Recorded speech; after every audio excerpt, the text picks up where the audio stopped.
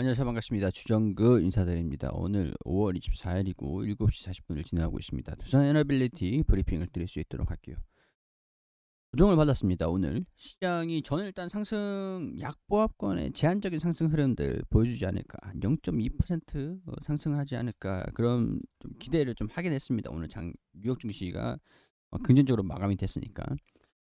뉴욕 증시가 끝나가지고 어, 나스닥 선물 지수가 급락을 하는 모습들을 보여주면서 그래도 상승폭을 확대를 시키진 못하겠구나 라고 생각을 했는데, 그래도 제한적인 상승세는 예상을 했거든요. 근데 장 출발할 때 조정을 받더라고요.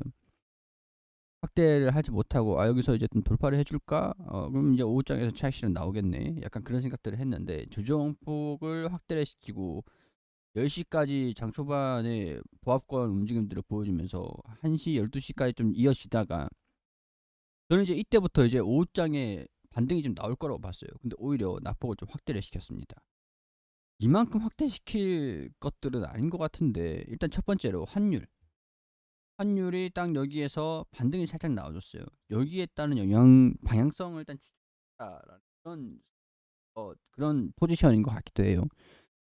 뭐 금리에 대한 부분들도 아직 스탠스가 좀 유지가 되고 있지만, 연준에서 또 이제 슬슬 무슨 얘기를 할지, 이번 7월에 금리 인상 0.5% 빅스텝 금리 인상이 예정이 좀 되어 있다 보니까 여기에 따른 우려감들을 반영을 시킨 건지. 근데 좀 이르긴 일러요. 솔직히 조금은 일러요. 근데 환율적인 측면에서 조정을 좀 받았다가 이탈을 할지 반등이 나올지 일단은 지켜보자, 약간 이런 자세인 것 같기도 합니다. 중국 한미 정상회담이 진행이 되고, 또 중국의 경기 봉쇄, 도시 봉쇄, 그런 것들도 뭐 마무리가 되고 이제 다시 공세가 끝나고, 우려감들 반영을 시킬 만한 것들보다 이제는 뭐 나올 수 있는 거 거의 다 나왔다라고 봅니다. 금리 인상이 몇 차례 좀 남아 있다, 경기 우려에 대한 우려감들이, 경기 둔화에 대한 우려감들이 있다, 이렇게 보고 있지는 하지만 나올 수 있는 악재들은 거의 다 나왔다라고 봐요. 이제 시간이 지나면서 완화가 될 가능성들이 상당히 높죠. 그런 측면에서 보면은 지금 시장은 바닥권이 맞는 것 같아요. 그런 측면에서 봤을 때는 지금 시장보다 더 나빠질 수도 있을까, 그런 생각이거든요.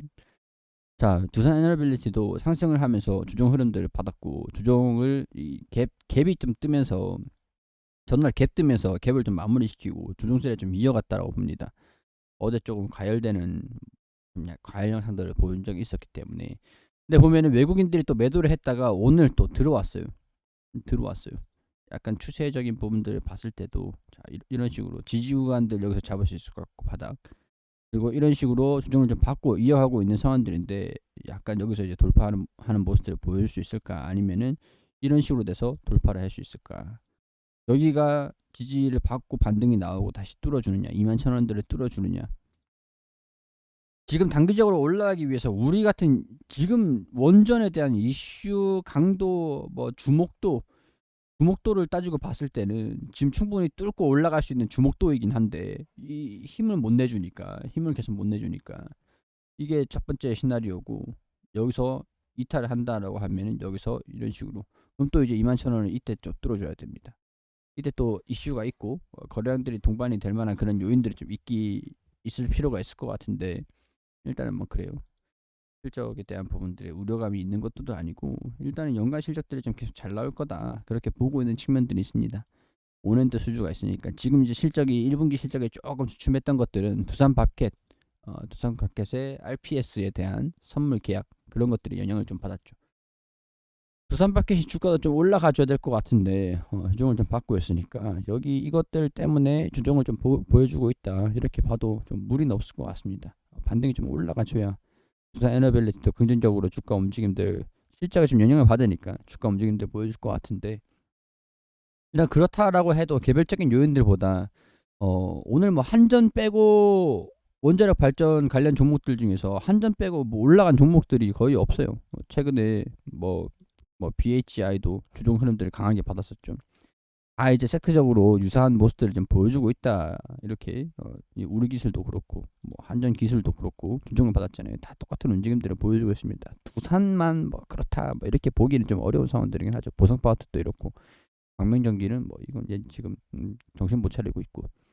한신기계 같은 경우도 반등 나왔다 수정을 받고 뭐 그렇잖아요. 뭐 그렇기 때문에 딱히 두산중공업만 수정을 받는다. 야 얘는 주식수가 너무 많아서 막 그런 움직임들보다는 뭐 다 비슷한 움직임들을 보여주고 있다.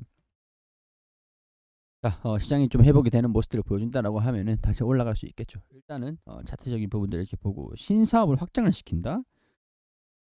뻔하죠. 신사업이야. 우리가 알고 있는 가스터빈, 수소터빈, SMR 이겁니다. 해상풍력.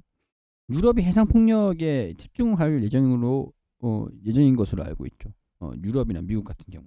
그래서 시너지를 좀 받을 수 있을지 기대를 한번 해볼 수 있는 상황인데. 두산 에너빌리티가 2024년도까지 6,700여 원을 투자해 공장 기술 정보 등을 정비한다. 최근 조명되고 있는 가스터빈, 이게 수소터빈 넘어가는 과정이죠 지금. 소형 모듈 원자로 SMR, 이게 좀 이슈가 있는데 SMR을 루마니아에 미국이 단계적으로 수출을 추진을 한다. 지금 이거거든요. 한미 원자력 원전 수출도 그렇지만 SMR을 단계적으로 글로벌로 공급을 할 거다. 그게 어떻게 보면 핵심이기도 합니다. SMR 초도 호기를 두산 에너빌리티가 주기기를 납품을 하는 것들이 예정이 좀 되어 있는 상태인데, 소형 모듈 원자료로 건설하는 방안을 단계적으로 추진하면서 국내 기업들이 수혜를 받을 수 있을지. 루마니아의 방문. 근데 이게 당장 지금 이제 준비를 한다라고 해도 수주를 받고 입찰을 받고 또 확정이 되고 실질적으로 시간은 좀 오래 걸립니다. SMR은 조금 일단 기본 원전보다는 시간이 좀 많이 대폭 줄어들긴 하는데, 루마니아 SMR 발전소 6개, 뉴스케일 파워, 미 아이다호주에 SMR을 건설 상업 가동할 예정이다. 양국이 계획 중인 루마니아 SMR 발전소 6개 SMR 구성되며 2040년도께 중요 발전소 수준인 462메가와트 생산을 목표로 한다. 자, 건설비가 100억 달러 이상인 일반 대형 원전과 달리 이 발전소는 비용이 2조 원 수준에 그칠 것으로 전망이 된다. 자, 그렇기 때문에 일단 일반 원전보다 수주 금액이 낮을 수밖에 없어요. 근데 여러 개의 납품이 된다라고 하면은 규모의 경제 측면에서도 충분히 가능성들이 있죠. 원전보다는 수익성이 조금 낮을 수는 있지만. 자, 뉴스케일 파워에 투자한 국내 기업들의 수혜를 입을 수 있을지 귀추가 주목된다. 두산 에너빌리티, GS 에너지, 삼성물산, 뉴스케일 파워 등에 투자를 하는 것은 물론 전 세계 SMR 발전소를 건설하고 운영하는 사업 개발을 공동으로 추진하기 위해 MOU도 체결을 하고 있다. 기자재 제작부터 발전소 시공까지 모두 국내 기업들이 담당하게 되면서 국내 원전 산업 생태계가 빠른 회복 그리고 국가 경제 성장에도 기여할 수 있을 것으로 해당 기업들은 기대를 하고 있다. SMR은 뭐 그렇게 보시면 될 것 같아요. 공장 신증설, 보수, 기술 개발, 정보화에 투자를 한다. 올해부터 3년간, 3년 이후에 갈목할 만한 그런 성과들을 기대를 할 수 있는 상황들이긴 하겠죠. 그래도 어떤 기업이든 간에 R&D에 대한 기술 투자에 대한 부분들은 계속 기업 규모들을 금액을 투입을 시킵니다. 안 시킬 수는 없어요. 그렇게 보시면 될 것 같고, 미래에 대한 경쟁력을 계속 확보를 시키는 조치들이다 보시면 될 것 같습니다. 연구개발, 가스터빈, 수소터빈, SMR, 해상풍력, 연구개발을 중심으로 투자를 이어간다. 어떤 기업이든지 간에 기술 개발 없는 그런 사업을 하고 있는 기업은 없습니다. 거의 없어요. 자, 수소, 전소, 가스터빈, 연소기 개발 등에 있다. 뭐 이렇게 좀 나와주고 있는 상황들인데, 제가 전일 웨스팅하우스에 대한 부분도 설명을 드렸습니다. 현대건설 원전 사업을 추진을 한다. 현대건설, 두산 에너빌리티가 웨스팅하우스를 인수를 할 수 있을지에 대한 기대감들이 좀 동반이 되고 있다. 이런 상황들인데, 협약 대상인 원전 AP1000 모델은 개량형 가압 경수로 노형으로 여러 국가의 라이센스를 받은 원자로 기술이다. 웨스팅하우스와 차세대 대형 원전 사업에서 상호 독점적으로 협력을 하고 설계 조달 시공 분야에 우선 참여 협상권을 확보하게 됐다. 뭐 건설 기업들 같은 경우에서는 원전 산업에 보통 대부분 좀 많이 진행을 하고 싶어 합니다. 그렇기 때문에 뭐 특별한 소식들은 아니에요. 그렇다고 해도 현대건설이 웨스팅하우스를 인수를 할 것이냐, 사실 뭐 두산이 인수를 한다라는 것들도 가능성들이 낮긴 하죠. 모르겠습니다. 뭐 정부 차원에서 컨소시엄을 구축을 해서 뭐 펀드를 구축을 한다든가 아니면 한전이 어느 정도 참여를 하고 정부 자금이 좀 어느 정도 들어가고 뭐 두산도 어느 정도 들어가고 현대건설이 어느 정도 들어가고 약간 이런 식으로 조합을 형성을 해가지고 웨스팅하우스를 인수를 할지 뭐 그거는 좀 어떻게 될지는 봐야 되는 거니까. 대신 이제 저는 그렇게 생각해요. 중국 러시아는 뭐 협상 대상자에 들어갈 수도 없을 거고 유일한 라이벌이 국가로 치면은 프랑스인데 프랑스에 넘어가는 것만 아니면 됩니다. 프랑스에 넘어가는 것만 아니면 물론 두산 에너빌리티가 인수를 하면 좋겠지만 근데 현실적으로 봤을 때 자금 문제가 쉽지는 않을 것 같단 말이죠. 그래서 거기에 대한 우려감들이 조금 드는데 뭐 가장 뭐 베스트는 두산 에너빌리티가 뭐 수혜를 받아가지고 뭐 좀 아니면 지원을 받아가지고 인수를 한다. 두산 그룹이 인수를 한다. 쉽진 않을 것 같고 현대건설, 뭐 두산에너빌리티, GS, 한전 뭐 이런 기업들이 돈을 얼마 정도씩 지분을 투자를 해가지고 그 컨소시엄에 들어가 있는 기업들이 있잖아요. 그런 기업들이 자금을 십시일반 모아가지고 투자를 해서 인수를 한다. 지분을 어느 정도 나눠가지고 있는다. 약간 그런 측면이다라고 하면은 그것도 이제 베스트 측면에 들어갈 수 있을 것 같아요. 그게 가능성들이 가장 높지 않겠느냐 그런 생각들이 좀 드는데 인수론 급부상 원전 협력 합의의 탄력. 자, 도시바가 도시바는 이제 아니죠. 웨스팅하우스는. 자, 인수론. 하나의 선물 세계 시장을 선점할 수 있다. 러시아가 건설한 동구권 일부 발전소 핵연료 웨스팅하우스가 공급 계약을 맺는 성과가 있다. 웨스팅하우스가 중국, 러시아뿐만 아니라 전 세계 원전의 절반 정도의 기술권을 확보를 하고 있는 기업입니다. 그러면은 웨스팅하우스가 AS를 유지 보수들을 해주는 것 자체를 가져올 수 있다라는 거예요. 한미 원전 협력의 실질적인 효과를 발휘하기 위해서는 웨스팅하우스 인수가 필수적이다. 지금 한국에서 수출을 하고 있는 한국형 원자로 이런 부분 기술 이게 웨스팅하우스랑 계속 기술 분쟁이 있는 상황들인데 이것도 대폭 한 방에 해소할 수 있는 유일한 방법이기도 하죠.